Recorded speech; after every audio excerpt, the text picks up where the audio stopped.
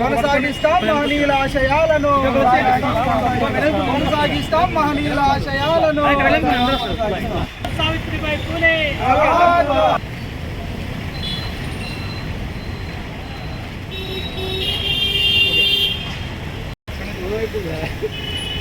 కదా.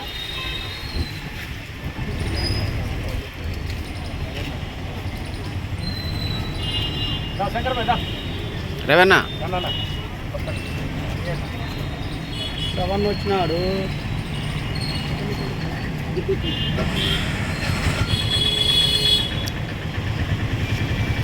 బీజేపీ బీసీల పడిగొట్టు గొంతు పోసింది రేపు ఒకటే మాట 3% ఉండాలి. జనాభా ప్రాతిపదికన నాయకుడు అందరూ వచ్చాడేనా సార్?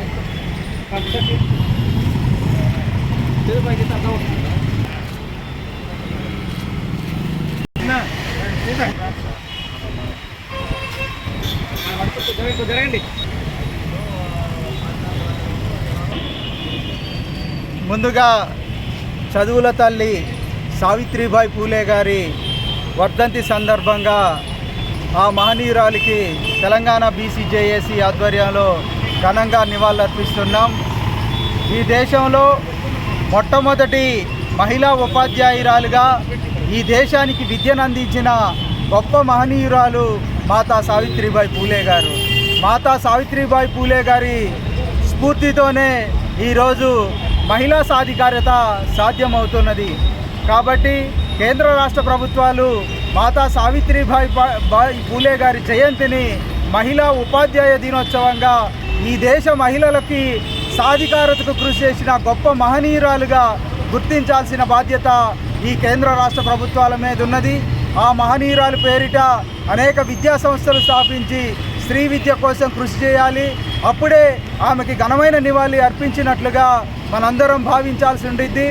కాబట్టి ఈ మహనీయులకు సంబంధించిన చరిత్రని, ముఖ్యంగా పూలే గారి మహాత్మా జ్యోతిరావు పూలే గారు తన భార్యకి ఏ విధంగానైతే గౌరవించి ఈ సమాజంలో గొప్ప పెనుమార్పులకి బీజం వేశారో అట్లనే పురుషులందరూ కూడా స్త్రీల పట్ల ఆ రకమైన భావంతో సోదర భావాన్ని పెంపొందించుకొని ఈ దేశంలో మహిళా సాధికారత సాధించిన రోజే ఈ దేశం ప్రపంచంలో నెంబర్ 1గా నిలబడడానికి ఆస్కారం ఉన్నది.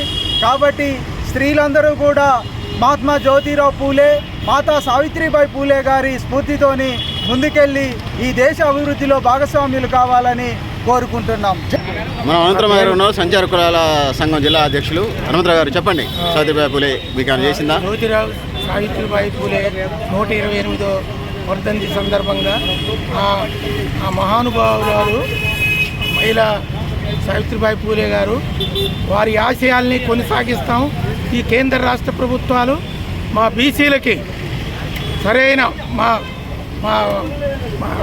వాటా రావాలి. పిల్లలందరూ సంచార కులాల్లో ఉన్నటువంటి పిల్లలందరినీ చదివించండి. 100 మందిని జనాభా లెక్క ప్రకారంగా మమ్మల్ని రిజర్వేషన్ దేంట్లో మహిళలైనా, విద్యార్థులైనా, ఉద్యోగస్తులైనా అంతలో 42% ఇప్పుడు రాష్ట్ర ప్రభుత్వం ఆమోదించింది. కాబట్టి దాని ప్రకారం రాష్ట్రం, కేంద్రం 2 అసెంబ్లీ బిల్లుల, పార్లమెంటు బిల్లుల పెట్టి మాకు న్యాయం చేస్తారన్నది మేము రాష్ట్ర కేంద్ర ప్రభుత్వాల్ని మనస్ఫూర్తిగా కోరుకుంటున్నాం. ఓకే, సంచార జాతుల తరపున చల్ల హనుమంతరావు గారు ఖమ్మం జిల్లా అధ్యక్షులు. సంచార జాతుల పిల్లలందరినీ కూడా 100% చదివించాలని మీ కర్తవ్యం మీరు నిర్వర్తించండి. ఇతర బీసీ సంఘాలు, బీసీ ఉపకులాలు మీకు మద్దతుగా ఉంటాయని తెలియజేస్తా ఉన్నాను.